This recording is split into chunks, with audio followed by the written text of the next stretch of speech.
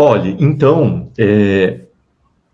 até por um interesse particular, né, eu fui uma criança que tinha um certo excesso de adiposidade corporal, sofri um pouquinho na escola, ou até com os primos da época, porque, enfim, comia bastante, então sofri com isso de certa maneira. Depois, na adolescência, eu tive o estirão, né, da adolescência, onde a gente cresce de uma maneira muito rápida, e aí eu acabei saindo, né, desse padrão, mas mesmo assim, essa preocupação foi uma coisa que me acompanha na vida adulta, justamente pela questão de consumo de alimentos mesmo, né? Eu sempre gostei muito de comer, e às vezes eu dou uma engordada, às vezes eu emagreço, mas o que eu observo nesse caminho terapêutico com a Ayurveda e com a nutrição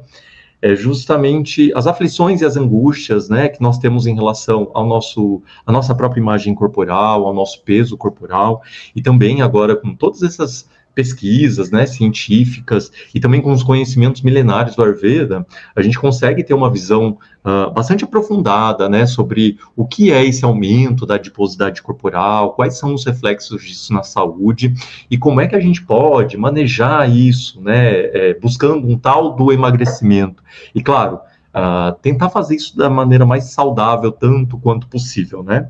E aí a gente vai trazer, então, discussões para achar esses caminhos de acordo, assim, com a luz da nutrição, com a Ayurveda. Bom, então nós vamos discutir um pouco sobre sobrepeso e obesidade, como que está a prevalência disso no Brasil e no mundo, o que é essa obesidade de acordo com a Ayurveda, a fisiopatologia dessa condição, e como é que, a partir do entendimento dessa adiposidade corporal, né, e dos reflexos disso na saúde, a gente pode buscar, então, uma redução dessa adiposidade corporal, porque, como fazer, e claro, a gente vai apresentar um manualzinho da forma não saudável para depois chegar nas conclusões de modos, né, mais saudáveis de se encontrar esse emagrecimento. Bom, então, vale muito a pena a gente lembrar que a Organização Mundial da Saúde recomenda uma classificação de índice de massa corporal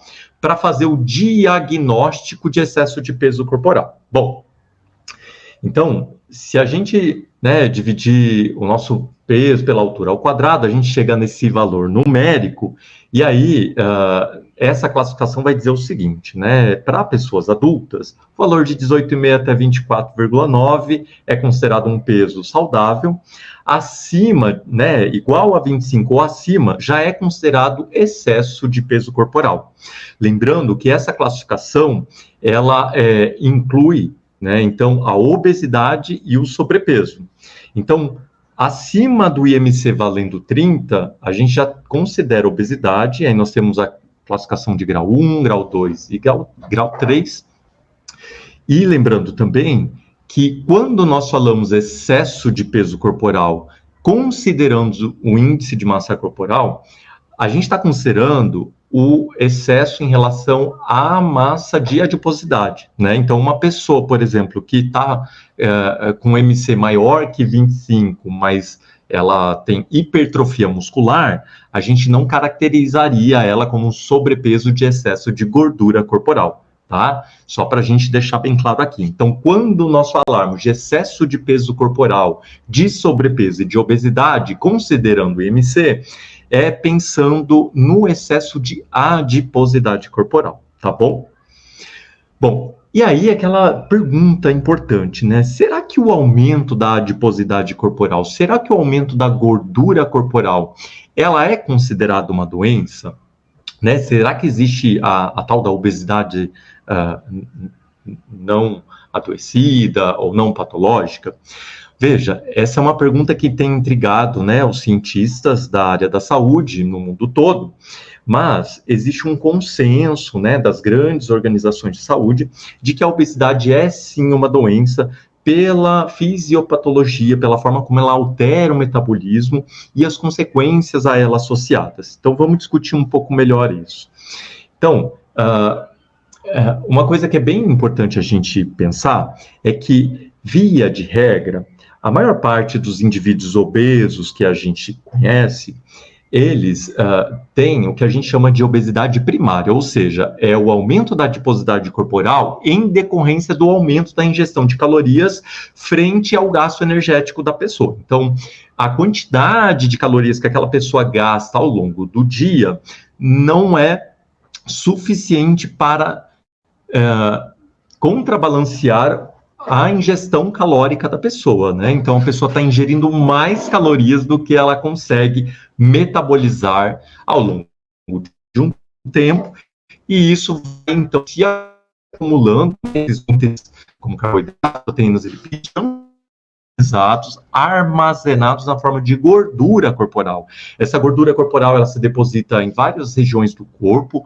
com uma certa predominância na região abdominal. Depois o Ayurveda vai explicar um pouquinho para a gente como é que isso acontece. Mas a obesidade primária, então, tem a ver com eu estou ingerindo mais comida, né, ou mais calorias do que eu tenho gastado ao longo do dia. Claro que a obesidade, nesse sentido primária, ela vai acontecer ao longo de muito tempo, né, de um tempo médio e longo. Então, uma pessoa não consegue, né, se tornar obesa em uma semana, por exemplo, né, ela vai precisar de meses e anos para que isso aconteça. Já a obesidade secundária, ela tem menor prevalência, né? Ou seja, o menor número de pessoas tem essa condição, e ela é justamente por conta de alguma intervenção medicamentosa ou alguma outra doença principal que gere aquela condição de alteração do metabolismo e aumento da adiposidade corporal, como, por exemplo, o hipotireoidismo. Então, como é que está, Gilberto, o excesso de peso no Brasil? Veja, hoje no Brasil, a gente tem uma tendência de aumento tanto do sobrepeso quanto da obesidade. Então, dados, né, de pesquisa do Vigitel de 2022 apontam, né, uma média das 27 capitais brasileiras que a maior parte dos indivíduos adultos tem excesso de peso corporal, aqui incluindo o sobrepeso e a obesidade no Brasil. Então, veja, né, o Brasil aí com sua história, né, país tropical, as pessoas preocupadas com a saúde, o peso corporal, e uma alimentação tida como relativamente saudável, né, baseados em a comida tradicional brasileira, de repente se vê com um padrão cada vez mais industrializado de alimentação, com o aumento do sedentarismo, e a partir de agora nós temos uma maior parte de indivíduos adultos com excesso de peso. E nesse caso, os homens com um pouco a mais de excesso de peso em comparação com as mulheres. Então, em relação à obesidade, os dados do Vigitel do ano passado apontam que 22% da população adulta tem obesidade no Brasil. E a distribuição entre homens e mulheres é meio parecida. Bom, e se a gente for observar o que tem acontecido em relação à prevalência da obesidade nos Estados Unidos, é um ponto de importância a partir da década de 60, em que esta prevalência de obesidade ela aumenta muito, chegando lá em meados de 2010 a quase 40% da população adulta norte-americana obesa, com obesidade. E o Brasil, se a gente for comparar, né, o aumento da obesidade em relação aos Estados Unidos, apesar de que ele não está com a mesma exata prevalência, a gente observa uma curva de crescimento. Então, isso mostra uma tendência secular da obesidade, tanto nos Estados Unidos quanto no Brasil, para a nossa infelicidade, considerando os impactos da saúde individual e também saúde pública nesses dois países. Bom, então, quando é que se dá o início da epidemia da obesidade nos Estados Unidos, né? Se dá ali pela década de 60, justamente por um ponto de inflexão, aonde nós temos um maior consumo de calorias, né, por um aumento da disponibilidade de alimentos, justamente pela industrialização, os fast foods, os alimentos ultraprocessados, as comidas de pacotinho, né, fácil, rápida, conveniente, e justamente o trabalho que vai utilizando cada vez mais o corpo físico, né? Então, a gente tem uma redução do nosso gasto energético com um aumento do sedentarismo. E aí, esse ponto de inflexão, ele acontece agora em muitos países do mundo, países industrializados e países em desenvolvimento, e o Brasil, infelizmente, está seguindo, né, se aproximando deste modelo, e a gente vê, então, os valores de obesidade e excesso de peso aumentando no nosso país de forma considerável a cada década. Bom, e para entender um pouco melhor como acontece no Brasil, nós tivemos um êxodo rural massivo na década de 70, então as pessoas saíram, né, da zona rural para ir para os grandes centros urbanos. Nós temos a entrada da mulher no mercado de trabalho, então a mulher, né, deixa de fazer a comida em casa. Nós temos o maior acesso econômico, então as pessoas, inclusive, têm maior disponibilidade de comprar alimentos, de forma geral, e a vida deixa de orbitar em torno da comida, né? A vida moderna, nos grandes centros, a gente quase que não tem tempo para, né, organizar a comida ou fazer comida, então a gente vai depender de sistemas alimentares que deixem a comida fácil, acessível e muitas vezes comida de indulgência, né? Comida que seja prazerosa, para matar a minha vontade de comer e as minhas aflições, inclusive.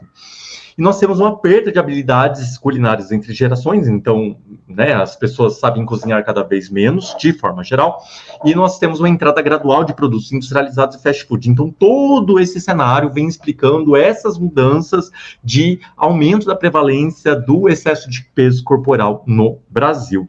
E é importante que a gente pense e reflita sobre isso, porque essas determinantes sociais, histórico-geográficas também, elas são muito impactantes sobre nós, indivíduos, e elas influenciam de forma determinante, né, a maneira como a gente se comporta, a maneira como a gente desenha o nosso padrão alimentar.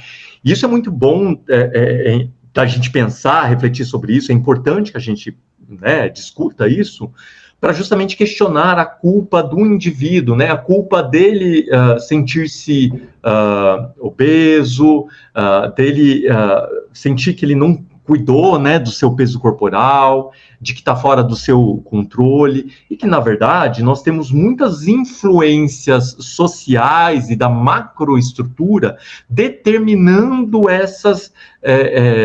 essa condição de excesso de adiposidade corporal, né? E isso faz com que a gente pense como as políticas públicas e como a macroestrutura, né, é influente e determinante no nosso estado de saúde. Bom, então, associado a isso, nós temos uma redução do consumo de hortaliças e verduras no Brasil e frutas, né? Só para a gente ter uma ideia, o próprio Vigitel, ele vai apontar no ano passado, né, que a maior parte dos indivíduos adultos não tem consumo regular de frutas e hortaliças, né? Então são alimentos tradicionais do Brasil, mas que cada vez menos está presente no prato do brasileiro, infelizmente, e então o excesso de peso corporal e a alimentação inadequada né, seguindo esse padrão mais industrializado da alimentação, com as grandes cadeias de fast food, com os alimentos industrializados, né, de fácil consumo, altamente energéticos. Então, esses fatores associados a tabagismo, sedentarismo, respondem pelo desenvolvimento de doenças crônicas, como doenças cardiovasculares, câncer, diabetes mellitus, doenças respiratórias crônicas, e a gente já tem hoje, né, que a maior parte dos óbitos no mundo são causados pelas doenças crônicas. Então, desde 2010, né, os dados apontam que 63% das mortes são causadas por essas doenças, sendo que a alimentação, o sedentarismo e o excesso de peso são fatores de risco para essas condições de saúde. Então, aqui a gente consegue ir entendendo aos poucos os reflexos do excesso de adiposidade corporal no impacto da saúde da população. E o excesso de peso, que inclui o sobrepeso e a obesidade, é fator de risco para essas doenças, incluindo cardiovasculares, hipertensão, acidente vascular cerebral, diabetes, câncer de colo, reto e mama, cirrose, gota, osteoartrite, apneia do sono, entre outras.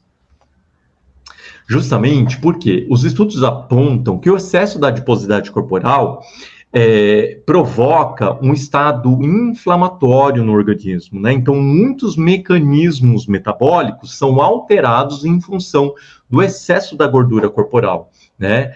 E esse excesso promove um estado inflamatório, né, que a gente chama de inflamação crônica de baixa intensidade, que dia a dia, mês a mês, ano a ano, vai lapidando, ou melhor, vai degradando a saúde, causando uma série de desordens e se associando com outros desfechos negativos, como, por exemplo, o diabetes, né? A gente sabe que a prevalência do diabetes é muito maior em indivíduos que têm o excesso de peso. Bom, esse estudo de 2014 aponta que naquela época, né, estima-se 1 bilhão de adultos com sobrepeso e 475 milhões de adultos com obesidade. A gente sabe que hoje esse valor é muito maior.